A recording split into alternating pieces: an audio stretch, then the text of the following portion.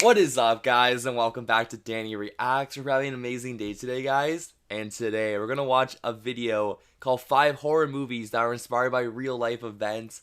And that's so creepy because we think horror movies are like fictional and like just for fun, but apparently some are inspired by real life. So let's go check it out. Give this video a biggest thumbs up, and thank you for 93,000 subscribers. You guys are amazing. And here we go. This is creepy.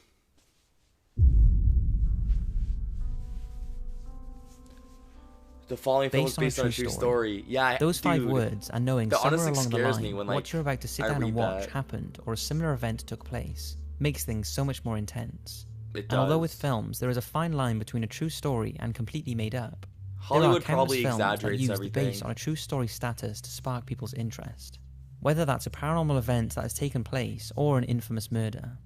Well, here are 5 successful movies that were based on or Spoiler inspired alert. by So this will spoil some movies. So true stories. Sit back and enjoy. An American Haunting. American Haunting was released in 2006 and I've tells watched the that story movie. of a family So haunted scary. by an entity that focuses on the youngest daughter. The film is billed as based on true events, so let's talk about the real story of the Bell Witch. In early 1800, John Bell and his family settled in Tennessee, and one day in 1817, when inspecting his cornfield, John encountered a deformed-looking animal with the body of a dog and the head of a rabbit that disappeared What? after he shot it. That evening, the Bell family heard strange scary. beating noises coming from outside, and the Bell children complained that something was pulling at their bed covers and throwing dude, their pillows paranormal in the stuff night. is so scary in my Bell's opinion. youngest daughter Betsy was also waking up with slap marks and welts on her face and body. Whoa. As the locals became aware of the activity and the supposed entity responsible, it became Bell Witch. To the north was the farm of John Bell. So it's like a real like monument. known as the Dang. Bell Witch. Over time, the Bell Witch's taunting turned to John and even threatened to kill him. Eventually, he became increasingly unwell, and the entity mercilessly taunted him throughout his illness, apparently cursing and shouting from around their home. On December the 20th, 1820, John succumbed to his mysterious illness, and after his death, the family found a small vial of poison in the cupboard. Apparently, as they picked up the poison, a voice was heard saying that it gave old Jack a big dose of it, which sorted him right out. After John's funeral, the Bell Witch's presence was almost non-existent, but a year later it visited John's widow and told her it would return in 7 years. As promised, it reappeared in 1828, and after hanging around for 3 weeks, it said it would return to Bell's nearest descendant in 107 years, which would be in 1935. Damn. That descendant was Dr. Charles Bailey Bell, and although he wrote a book about the Bell Witch and its supposed hauntings it caused his family, it's unclear if he got the promised visit. Nowadays, the Bell Witch is still remembered and is often blamed for unexplainable manifestations in and around the area of That's the so old Bell creepy. family farm, I'm not as going well near as that sounds of place. children playing, candles flickering, I and feel like if you malfunctions of went to that electrical place, equipment. you'd get like This was all the American Haunting creators some needed for the inspiration behind the scary movie, stuff will which they have happen. stated before is based on the Bell Witch entity. Child's Play. Chucky, The first Child's Play bruh. film was released in 1988 Is that and told Chucky? the story of a fictional serial killer known as Charles Lee Ray. Yeah. While on the run from police, he is mortally wounded, but before he dies, he takes cover in a toy store where he uses a voodoo ritual to transfer his soul into a talking doll. I'm sure if you're a That's a horror good fan, idea, you have actually. seen it, so I won't go into details. It's kinda But the doll messed is called up, but, like, Chucky it's and still is a pretty acquired good by a idea. 6-year-old boy and basically goes on a murderous killing spree. That's actually messed up that this is like actually real. That this serial killer is in like this nice family's home. Or like that close. Like imagine a serial killer that close to like a kid. Like, you know what It was I mean? followed by a further 6 It's movies, scary. with rumours of another in 2017. And although subsequent films have They should been make another somewhat one, ridiculed, yeah. it's long been said that Chucky is based on a real-life cursed doll known as Robert.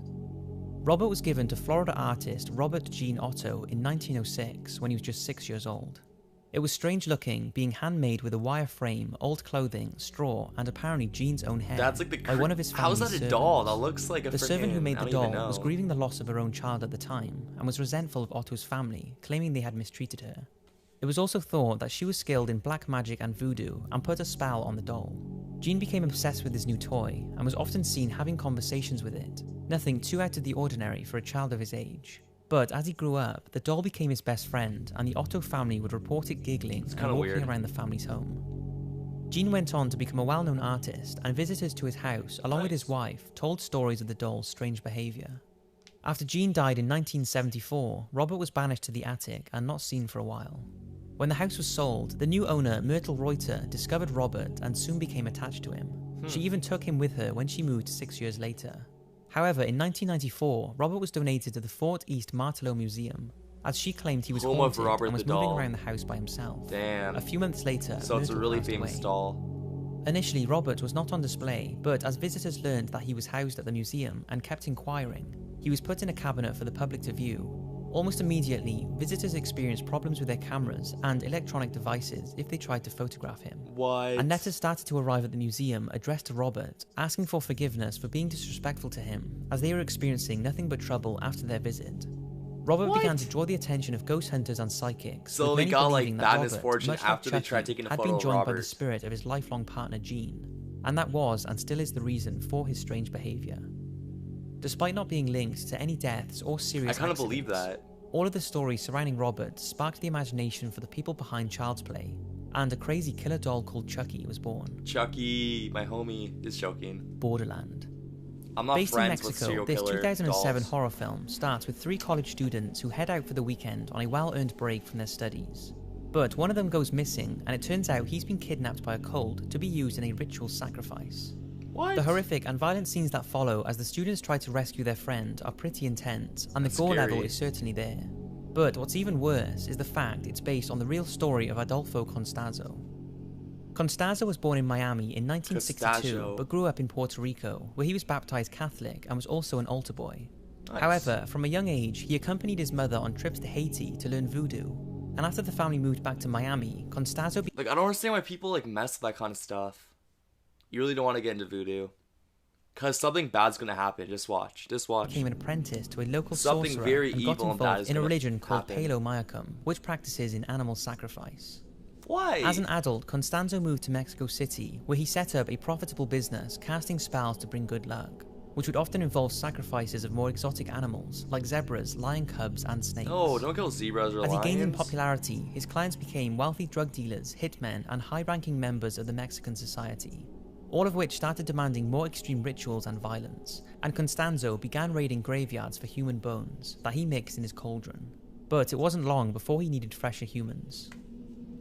He was soon involved with several corrupt police officers and powerful drug cartels, and became convinced his rituals and spells were responsible for the success of them, demanding they pay him Okay, don't get mad, guys, but that kind of looks like Harry Styles.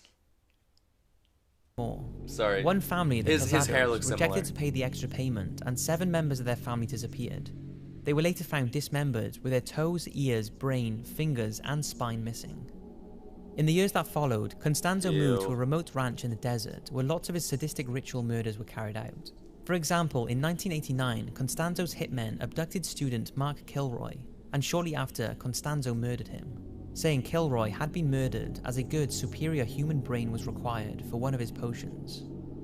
Constanzo fled to Mexico City, where the police finally caught up with him, and he was shot dead by one of his cult members at his request.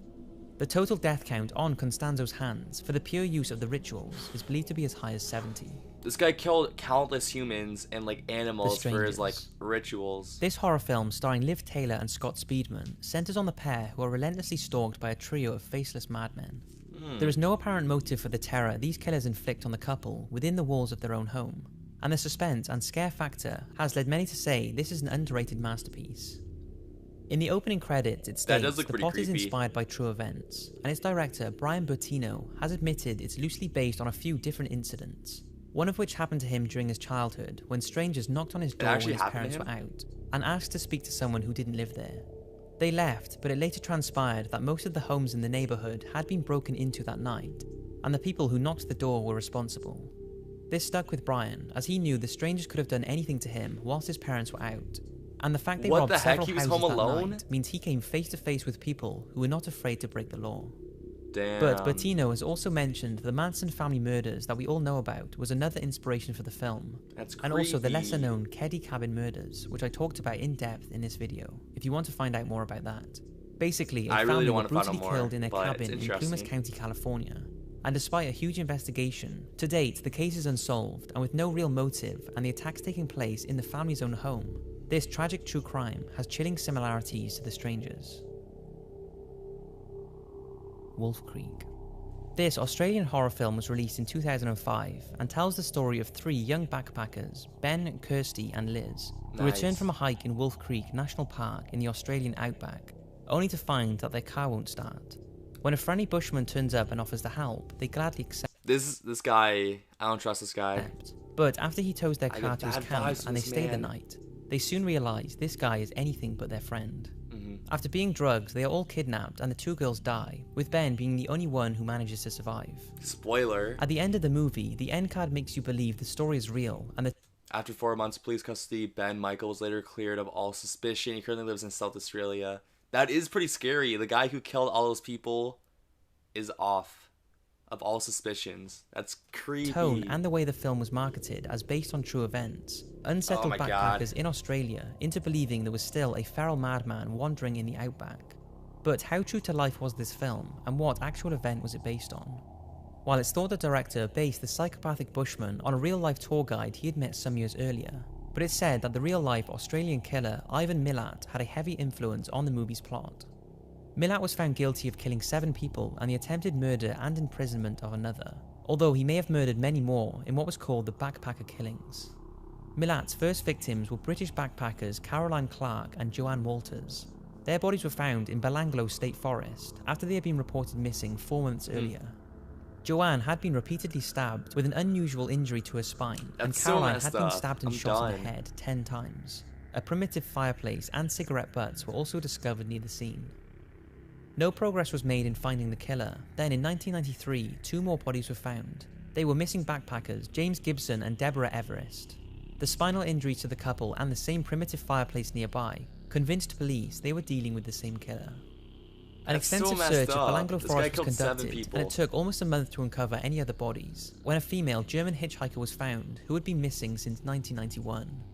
Then, just 3 days later, the bodies of a further 2 German backpackers were found. Milat was finally arrested and sentenced to life in prison. Wolf Creek is also incredibly similar, although not thought to have been inspired by the Australian 2001 killing, where a British couple who were travelling through the Australian outback were told to pull over by a mechanic named Bradley John, who shot one of them and kidnapped the other, who thankfully managed to escape. The film was in fact delayed its release in Northern Australia because of the Bradley trial. So it's safe to say that if you watch Wolf Creek, it's one of those films where almost exactly what you see has unfortunately taken place, and hopefully will not, but could happen again. So that's 5 horror movies. That is so freaking creepy. Especially because I hate horror movies, and now I know some of these are actually based on real stories. What I find the scariest, though, is paranormal stuff, you know what I mean? Like ghosts and spirits and demons and whatnot. I think that's like the scariest because you can't really stop them. There probably is like a way to stop them, but like it's just creepy. I don't know, like just creepy paranormal stuff. And murders are pretty scary as well. But overall, this was pretty creepy.